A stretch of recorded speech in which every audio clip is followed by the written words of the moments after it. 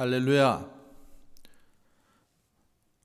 오늘 수요 하나님의 말씀은 고린도전서 2장 6절에서 16절의 말씀으로 오직 하나님이 성령으로, 이런 제목으로 함께 은혜 나누는 시간 갖기를 원합니다.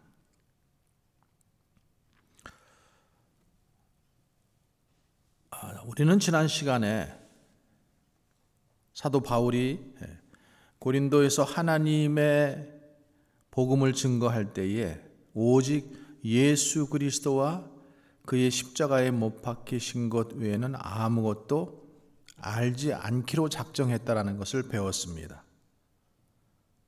우리가 십자가에 못 박히신 예수를 주와 그리스도로 믿게 된 것은 인간의 지혜와 능력으로 되는 일이 아닙니다. 인간의 지혜와 세상의 지혜로는 십자가에 못 박혀 죽으신 예수님을 주와 그리스도로 믿을 수 없습니다. 세상의 지혜로 보면 십자가는 미련하고 어리석은 것입니다. 그러나 오직 부르심을 입은 자들에게는 하나님의 능력이요 하나님의 지혜가 되는 것입니다. 그래서 하나님께서는 예수 그리스도의 십자가로 당신의 택한 백성들을 구원하십니다. 사도 바울은 2장 1절에서 5절의 말씀에서 오직 예수 그리스도와 그의 십자가에 못 박히신 것을 증거하였다고 한 후에 오늘 말씀을 통해서 하나님의 지혜, 곧 예수 그리스도를 통한 하나님의 구원의 계획을 누가 알고 믿었는지를 말씀해 주고 있습니다. 누가 예수 그리스도의 십자가가 하나님의 지혜요 구원의 능력임을 알고 믿을 수 있습니까? 오늘 본문 6절을 보면은 하나님의 비밀이요 지혜는 이 세상에 없어질 관원의 지혜가 아니라고 말합니다. 자, 본문 6절 말씀 한번 같이 보겠습니다. 그러나 우리가 온전한 자들 중에서 지혜를 말하노니 이는 이 세상의 지혜가 아니요 또 이 세상에서 없어질 통치자들의 지혜도 아니라고 말합니다. 하나님의 비밀이요 지혜는 이 세상에 없어질 관원의 지혜가 아니다. 여기서 말하는 하나님의 지혜, 여기서 말하는 지혜는 하나님의 지혜를 말하는 것입니다. 자, 7절에서도 보면요, 오직 은밀한 가운데 있는 하나님의 지혜를 말하는 것으로서 곧 감추어졌던 것인데 하나님이 우리의 영광을 위하여 만세전에 미리 정하신 것이라고 했습니다. 이 하나님의 지혜는 감추어져 있었다는 거죠. 하나님의 영광을 위하여 만세전에 미리 정하여진 것이에요. 근데 하나님의 지혜란 그리스도를 통한 하나님의 구원 계획을 말하는 것입니다. 자, 에베소서 1장에서도 보면은 만세전에 미리 정하신 감추어진 하나님의 지혜, 곧 구원의 계획을 예수 그리스도 안에서 택하신 자들을 십자가로 구원하신다라고 말씀하고 있습니다. 이 하나님의 지혜는 세상의 관원의 지혜로는 도저히 이해할 수가 없는 것입니다. 세상의 관원의 지혜는 세상의 지도자들의 지혜를 말하는 것입니다. 이들의 지혜는 크게 두 가지로 보면 됩니다. 유대인의 지혜와 헬라인의 지혜입니다. 유대인들은 자신들만이 하나님을 안다는 자부심을 가졌습니다. 그래서 그들은 자신들이 하나님께서 택한 백성이요 하나님께로부터 율법을 받았기 때문에 자신들은 특별한 존재라고 여겼습니다. 다른 사람들은 율법을 주어 보았자 알지도 못하고 그래서 특별히 우리에게만 주어졌다라는 것이죠. 그런데 하나님께서 그들에게 율법을 주신 것은 그들이 장님이요 귀머거리요 그래서 깨닫지도 못한다라는 것을 보여주기 위해서 율법을 주신 것입니다. 한마디로 뭐예요? 너희들은 안 된다라는 것을 보여주는 것이 율법이라는 얘기죠. 자, 우리가 9절 말씀을 한번 봅니다. 9절, 기록된 바 하나님이 자기를 사랑하는 자들을 위하여 예비하신 모든 것을 눈으로 보지 못하고 귀로 듣지 못하고 사람의 마음으로 생각하지 못하였다 함과 같으니라. 바울이 지금 이사야서 말씀을 가지고 지금 말하는 건데요. 기록된 바 하나님이 자기를 사랑하신 자들을 위하여 예비하신 모든 것은 눈으로 보지 못하고 귀로도 듣지 못하고 사람의 마음으로도 생각지도 못하던 것이라는 거죠. 그러면 율법을 받은 유대인들이 알지 못했다면 이 세상에 누가 그것을 알아들을 수가 있겠습니까? 세상의 지식을 받아들이는 통로가 보고 듣고 생각하는 것에서 나옵니다. 그런데 보지도 못하고 듣지도 못하고 생각지도 못한 이것은 짐승만도 못한 거죠. 여러분, 짐승도 보고 듣고 학습하면서 생존을 합니다. 그런데 인간이 하나님을 안다라는 것은 보지도 듣지도 생각지도 못한 것입니다. 아니, 이 세상 사람들이 다 하나님을 알고 신을 알고 있지 않습니까? 그런데 모두가 자기들 상상의 하나님을 생각하지 십자가에 못 박히신 하나님을 생각하지 못한다라는 것이죠. 예수님이 십자가에 못 박히실 때에 세상의 최고의 힘을 가진 나라는 로마였습니다. 로마는 단지 무력으로만 세계를 지배한 것이 아닙니다. 그들의 지혜와 법은 대단했습니다. 그런데 이 세상의 지혜들이 한 일이 무엇입니까? 자, 8절 말씀을 봅니다. 이 지혜는 이 세대의 통치자들이 한 사람도 알지 못하였나니 만일 알았더라면 영광의 주를 십자가에 못 박지 아니하였으리라. 세상의 지혜들이 영광의 주를 십자가에 못 박았다라는 것입니다. 하나님의 지혜는 이 세상에서 발원되었거니와 이 세상에 속한 것이 아니라는 거죠. 이 세상의 통치자들, 즉 사단의 권세와 그 사주 아래에 있던 이 세상의 지도자들의 지혜도 아니라는 거죠. 사실 이 세상의 통치자들 중에 누구도 하나님의 지혜를 알지 못했습니다. 만일 그들이 하나님의 지혜, 곧 예수 그리스도를 통한 하나님의 구원 계획을 알았다면 그들은 예수 그리스도를 십자가에 못 박아 그로 하여금 영광의 주로 승리하지 않았을 것입니다. 자, 유대 바리새인들, 그리고 제사장들, 로마의 지도자들이 합동해서 예수님을 십자가에 못 박았습니다. 요한복음 18장과 19장에 보면은 이 8절의 말씀을 잘 설명해 주고 있습니다. 유대 대제사장들은 이 예수를 죽여서 온 민족이 망하지 않게 되는 것이 유익하다고 자신들의 지혜를 따라서 예수를 빌라도에게 사형에 처하도록 넘겨주었습니다.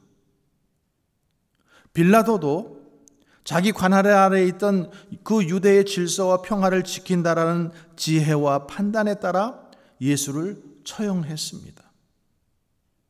그러나 하나님께서는 대제사장의 반역 행위를 이용해서 구원의 계획을 성취하셨다라는 사실입니다.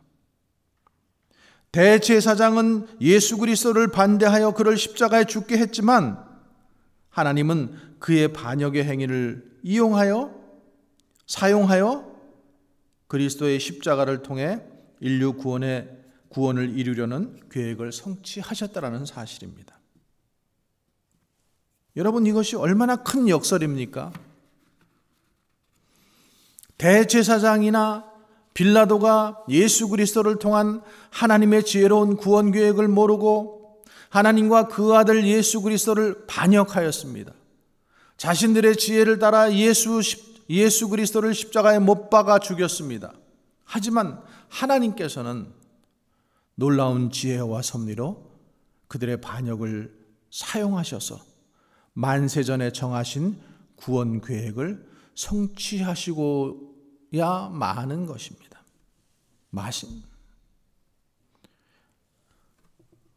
바울 사도가 이 8절의 말씀, 곧 이 지혜는 이 세대의 관원이 하나도 알지 못하였나니 만일 알았더라면 영광의 주를 십자가에 못 박지 아니하였으리라는 이 선포를 통해서 무엇을 말씀하고 있습니까? 인간 스스로의 지혜와 능력으로는 그 누구라도 스스로 하나님의 지혜를 알고 믿고 구원을 받을 자가 없다라는 것을 말씀하시는 것이죠.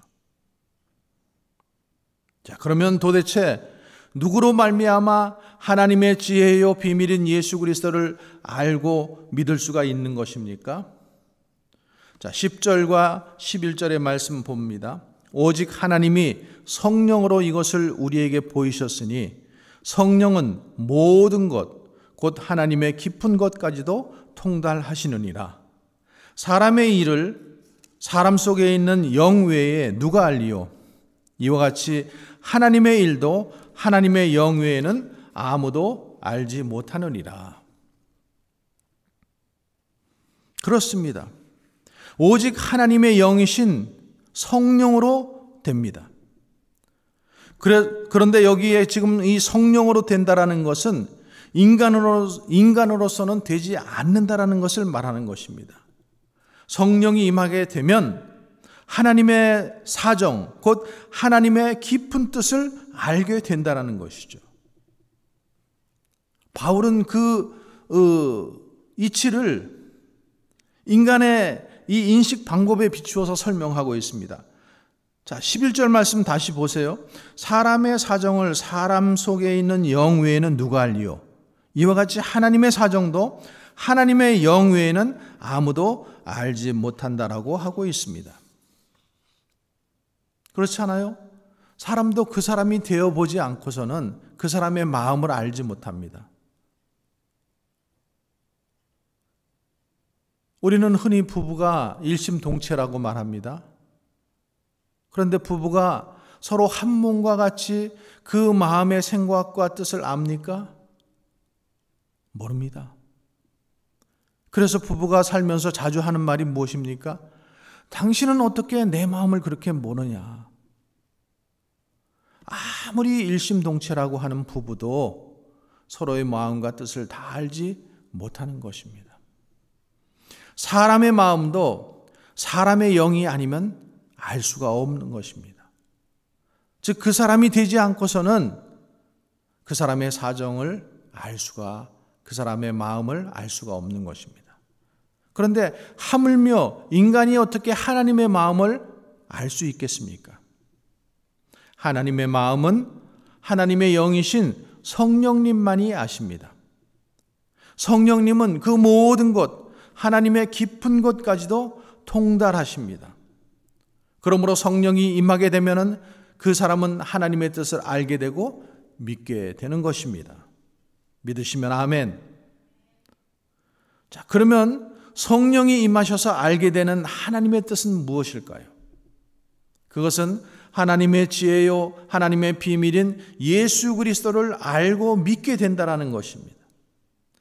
십자가에 못 박히신 나사렛 예수, 사람들에게 미련하고 어리석게 보여서 버림받은 그 십자가의 예수를 하나님께서 다시 살리셔서 우리의 주와 그리스도가 되게 하셨다는 것을 믿게 되는 일이 바로 성령의 역사인 것입니다. 우리는 성령의 역사라고 하면 그저 신비한 체험들을 이야기합니다. 여러분, 고린도 교회에는 성령의 은사들이 많이 나타났습니다. 그러자 그들 자신들은 그 은사를 받을 만한 것이 자기들에게 있어서 받게 되었다라고 하면서 서로 자기의 은사를 자랑하기 시작했습니다. 그러면서 정작 성령의 역사, 곧 성령의 나타남의 그 본질인 예수 그리스도의 십자가에서는 멀리 떨어져 버렸던 것입니다. 그래서 사도 바울이 고린도전서 12장 1절에서 3절에 보면은 형제들아 신령한 것에 대하여는 내가 너희를 알지 못하기를 원치 않는다라고 했습니다. 그 말은 뭐예요? 곧 고린도 교회 교인들이 신령한 것에 대해서 알기를 원한다라는 것이죠. 자, 그러면 신령한 것이 무엇인가? 예수를 주라고 고백하는 것입니다. 성령이 임하시기 전에는 우리가 이 세상이 이끄는 대로 살았습니다. 곧 마귀의 종으로 살았습니다. 누구도 스스로 능력으로 이 죄와 사망이 왕노릇하는 그런 가운데서 벗어나지 못하고 그 가운데 종노릇하며 살았습니다. 이 표현을 오늘 본문 13절, 14절에서는 육신에 속한 자라고 말하고 있습니다. 13절, 14절 보세요. 우리가 이것을 말하거니와 사람의 지혜에 가르치는 말로 아니하고 오직 성령의 가르치신 것으로 하니 신령한 일은 신령한 것으로 분별하느니라. 육에 속한 사람은 하나님의 성령의 일을 받지 아니하나니 저희에게는 미련하게 보이며 또 깨닫지도 못하나니 이런 일은 영적으로라야 분변함이니라. 신령한 것은 육에 속한 사람은 알지 못합니다. 그러므로 성령이 임하게 되어야 예수님을 저주할 자라고 하지 않고 예수님을 주라고 고백하게 된다라는 사실입니다. 이 십자가에 못 박히신 예수님이 나의 주와 그리스도가 되신다라는 고백이 성령으로 하지 않고서는 고백되어지지 않는다라는 것입니다. 그래서 요한복음 16장 8절에서 보혜사 성령이 오시면 죄와 의와 심판에 대하여 책망하시는 것입니다. 우리가 알고 있었던 죄와 의와 심판에 대한 책망인 것입니다. 그리고 우리를 진리 가운데로 인도하시고 예수님의 말씀을 알게 하고 예수님을 믿게 하는 것이 바로 성령의 역사인 것입니다. 자, 그러면은 우리가 왜 성령이 임하여야만 알 수가 있는 것일까요? 그것은 하나님의 비밀이기 때문에 그렇습니다. 하나님의 지혜이기 때문에 그렇습니다. 그래서 하나님의 택하심을 받은 자에게만 알게 하시려고 감추어 두신 것입니다. 자, 7절 8절의 말씀을 다시 한번 봅니다. 오직 비밀한 가운데 있는 하나님의 지혜를 말하는 것이니 곧 감추었던 것인데 하나님이 우리의 영광을 위하여 만세전에 미리 정하신 것이다. 이 지혜는 이 세대의 관원이 하나도 알지 못하나니 만일 알았더라면 영광의 주를 십자가에 못 박지 아니하였으리라고 했습니다. 하나님께서 만세전에 감추어 두신 것입니다. 그러면은 이것을 누가 알 수 있겠습니까? 오직 하나님의 영을 받는 자만이 알게 되는 것입니다. 그 하나님의 비밀이요 하나님의 지혜인 예수 그리스도는 만세 전부터 곧 창조 전부터 확정된 일이라는 것입니다.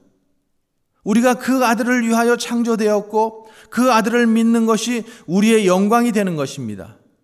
그래서 사도 바울은 고린도전서 1장 30절에서 우리가 하나님께로 난 증거 곧 성령이 임한 증거는 너희는 하나님께로부터 나서 그리스도 예수 안에 있고 예수는 하나님께로부터 나와서 우리에게 지혜와 의로움과 거룩함과 구속함이 되셨다라고 하는 것입니다. 자, 그러면 우리가 하나님께로 난 증거, 곧 성령이 임한 증거가 무엇입니까? 예수 그리스도가 우리에게 지혜와 의로움과 거룩함과 구속함이 되셨다라는 것입니다. 성령이 임하게 되면 하나님의 비밀인 예수 그리스도의 십자가를 알게 되고 믿게 됩니다. 이것은 자기의 행위나 노력이나 지혜나 이런 것으로 되는 것이 아니라 오직 하나님의 은혜로 된다라는 것을 알게 되는 것입니다. 이 말씀을 성령의 충만함을 받은 바울이 사도의 권위를 가지고 증거하고 있는 것입니다. 자, 오늘 본문 14절부터 16절의 말씀을 보세요. 육에 속한 사람은 하나님의 성령의 일을 받지 아니하나니 저희에게는 미련하게 보이며 또 깨닫지도 못하나니 이런 일은 영적으로라야 분변함이니라. 신령한 자는 모든 것을 판단하나 자기는 아무에게도 판단을 받지 아니하느니라. 누가 주의 마음을 알아서 주를 가르치겠느냐? 그러나 우리가 그리스도의 마음을 가졌다라고 하고 있습니다. 육에 속한 사람은 하나님의 성령의 일을 받지 않습니다. 왜냐하면 미련하게 보이기 때문에. 하나님의 성령의 일은 오직 영적으로 분별하는 것입니다. 바울은 여기서 육적인 사람과 영적인 사람을 지금 비교하고 있습니다. 신령한 자는 모든 것을 판단하지만 자기는 아무에게도 판단받지 아니합니다. 여기서 영적인 사람은 성령을 받아 하나님과 교제하며 성령의 인도함을 따라 하나님께 순종하며 사는 사람을 말합니다. 성령이 충만한 그리스도인은 성령의 영감으로 모든 것을 이해할 수 있으며 모든 것을 판단할 도덕적 기준을 가지고 있습니다. 이런 자가 주의 마음을 알아서 가르치게 되는 것입니다.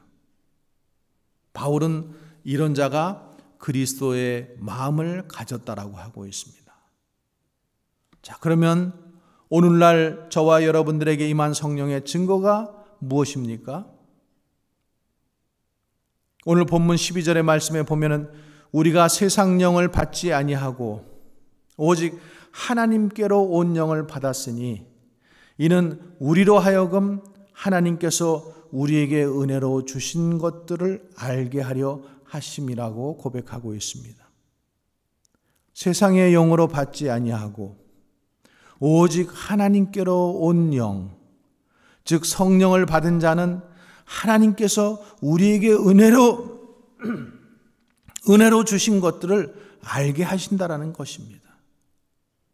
예수 그리스도 안에서 하늘에 속한 모든 신령한 복을 우리의 행위와 상관없이 은혜로 주어졌다라는 것을 아는 것입니다. 이때 우리에게서 자기의 자랑이 나올 수 없게 되고 다툼이 있을 수 없게 되는 것입니다. 그래서 우리는 오직 하나님께만 영광을 돌리게 되는 것입니다.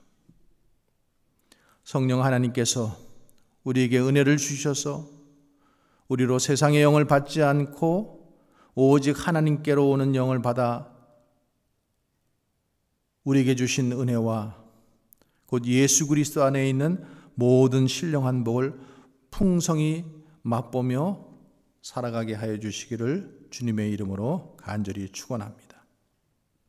기도하겠습니다.